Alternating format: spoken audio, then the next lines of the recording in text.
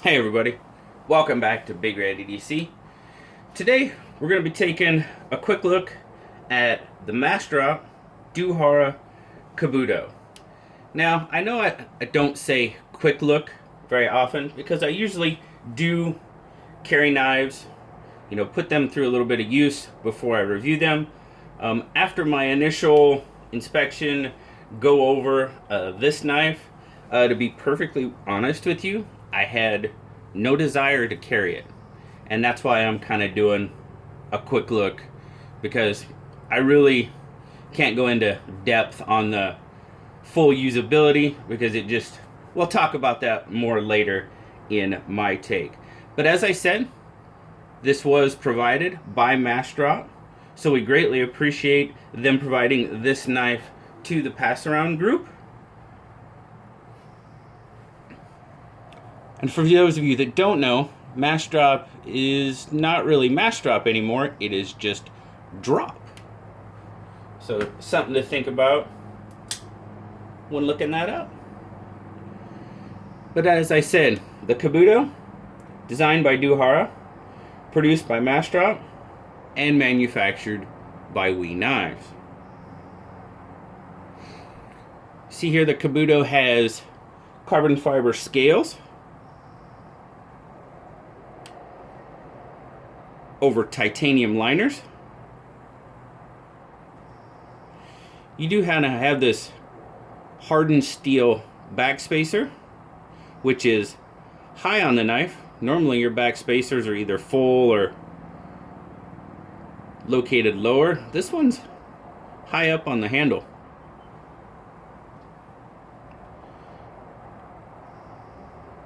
Stainless steel pocket clip for right hand tip up carry only.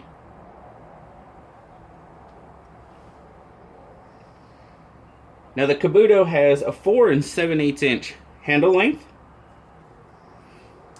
and as I measure it, it's got right around a 4.5 inch grip length.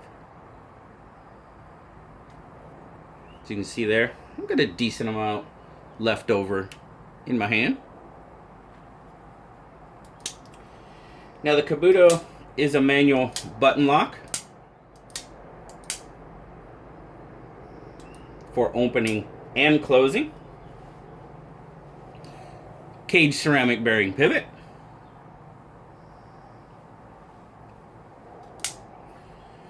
Once it's open, you'll see there that the Kabuto has a 3.5 inch S35 VN drop point blade, satin finish with a 3.25 inch cutting edge on it. See there, you got the Massdrop logo on that side, Dew Hara logo on that side, and then right up there by the thumb stud, it says S35 VN.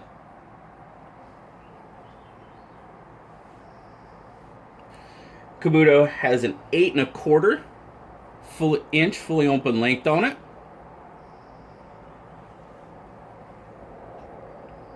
Manufactured by We Knives, so it is made in China.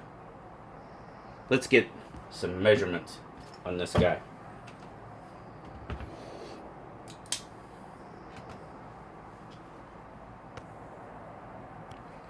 Alright, start out in ounces.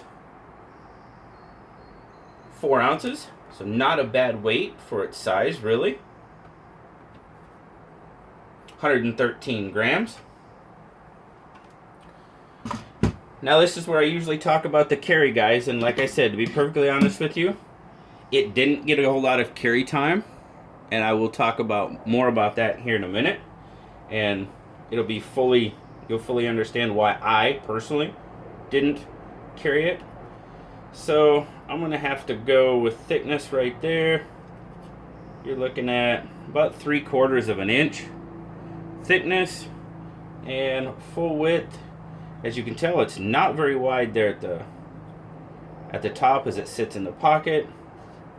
So I mean, we'll go down here, lower in the pocket. You're looking at about 1.13, and there again, I mean, sticking out of the pocket, I'll go with that piece of metal there again. I'll make sure I got it. Yeah, you're looking at right about 3/4 of an inch there too, with that piece of metal sticking out. So, doesn't look like that. That can't be right. It's just the way I'm measuring it, I guess. And that's what it... Yeah, 0.7 maybe.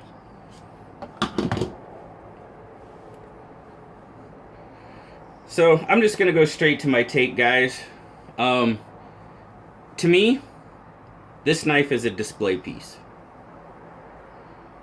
It's a Dew Hara design. I mean, it's pretty typical to a Dew Hara design. To me, this knife is a knife that somebody that can't afford a Dew Hara custom, this is a good way for them to have a Dew Hara knife in their collection. To me, it's a display piece. I mean, we all know that if you've watched this channel for any time, it's more that futuristic look, and that's definitely not my style, but I want to take a look at it. If it's going to come up for pass around, you know, a designer that I may not normally have a chance to see, this is a good opportunity to do it. So, let's go through some of the stuff on the knife. As I said, it is a button lock for opening and closing. It is not a front flipper. It's set up for right-handed in my right hand. If I actuate the lock,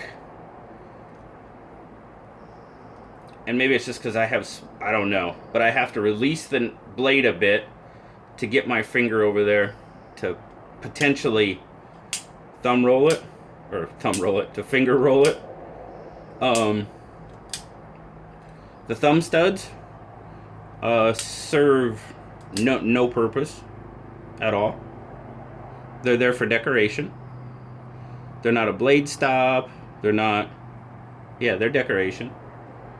Now, if I put it in my left hand, I know, and it's still, because I'm not overly coordinated, if I put it in my left hand, squeeze down on that button, I can actually thumb roll it with my thumb, using my index finger to depress it.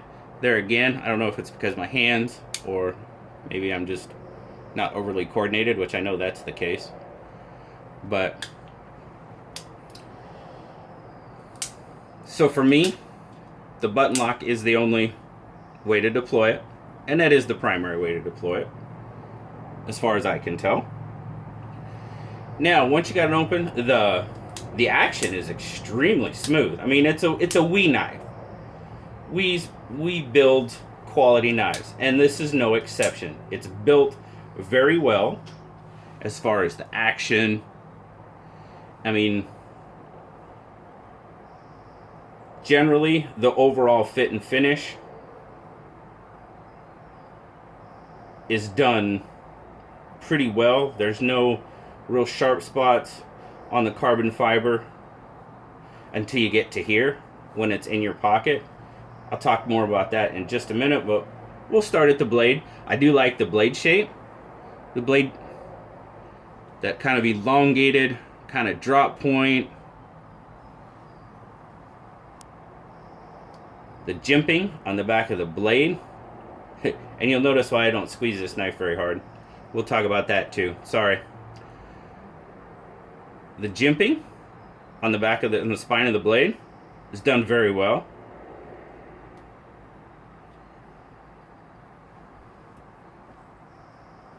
Decent kind of choil for sharpening. I mean, it's not really, but should be able to sharpen it up fairly well.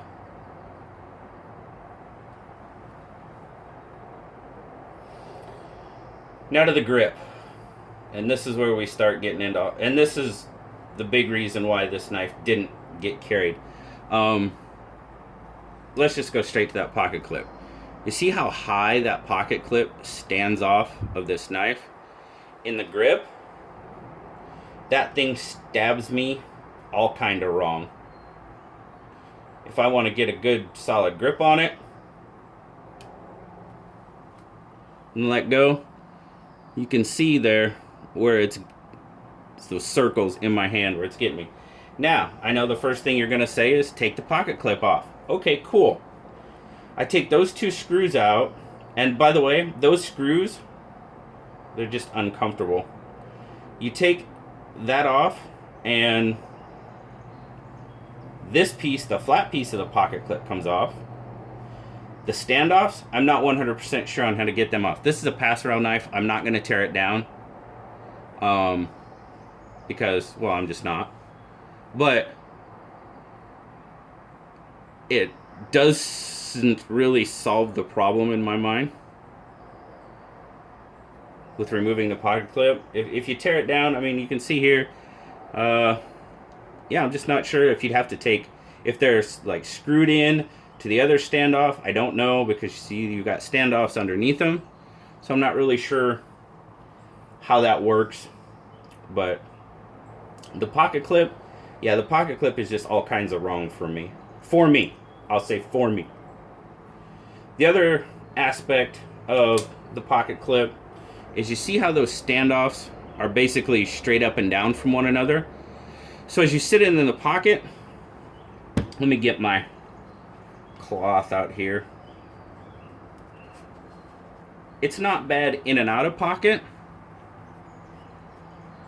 but you see there how it sits? Well, when it's in your pocket, it wants to do this. If you're moving around, it kind of wants to sit diagonally in your pocket. And I know that's a bad example, but it does. It kicks out and it wants to sit like this in your pocket, which that just kind of takes up your whole pocket. So it does basically become a pocket hog in my mind. The other thing about when it's in pocket, when you reach in, I mean, that doesn't look overly sharp, but when you reach in your pocket, it can get you. It did me a couple of times. Like I said, I did an initial carry, so to speak, to just kind of get accustomed to it and stuff, but after that, it was, I just had no desire. As I said, to me, this is a display piece. Let me say this, as far as construction and the actual build quality, action, so on and so forth, terrific knife. It's a WE quality knife, no questions, great build. But as far as function, usability, carry, EDC, this knife does nothing for me in that aspect. It is a great knife, as I said, for somebody who can't afford, a Dew Hara custom, to be able to have a Dew Hara knife and, to me, basically say they have a Dew Hara design knife.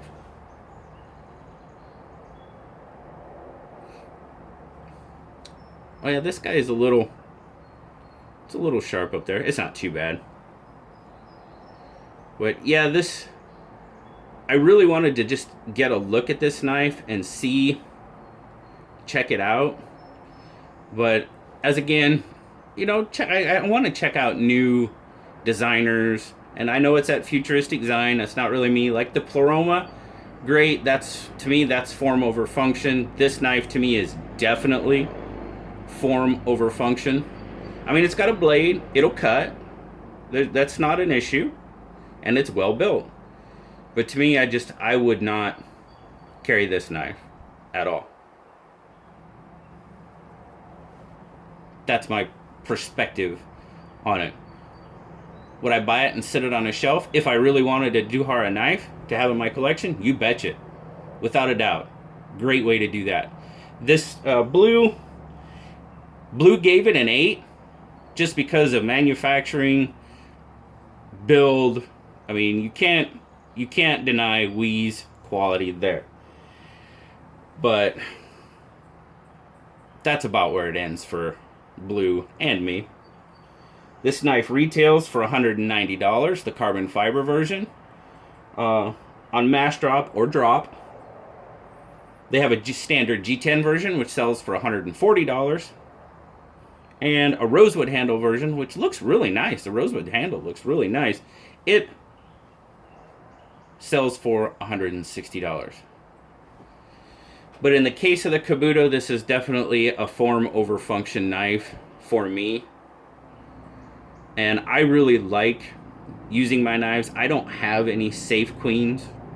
So for me, this knife would probably be a hard pass just because of the issues that I pointed out with it. But again, I have to thank Massdrop for providing it to the group, the pass around group, to check out. Hey, if you're a Dew Hara fan, I don't mean to offend you, but to me this knife just doesn't meet my EDC ability in any way, shape, or form. There's just a lot of issues with it that would keep me from really ever buying it. But as always, I greatly appreciate you spending some time with me today, checking out my take on the Massdrop Dew Hara Kabuto. Don't forget about Saturday Knife Live tonight, 10 p.m. Pacific time. Hope you join us. It's always a lot of fun. We'll give away do a little bit of giveaway at the end, and just have some general fun in the meantime. But as always, guys, like, subscribe, leave me a comment. I love talking to y'all. Until next time, I'll talk to y'all later. Bye-bye.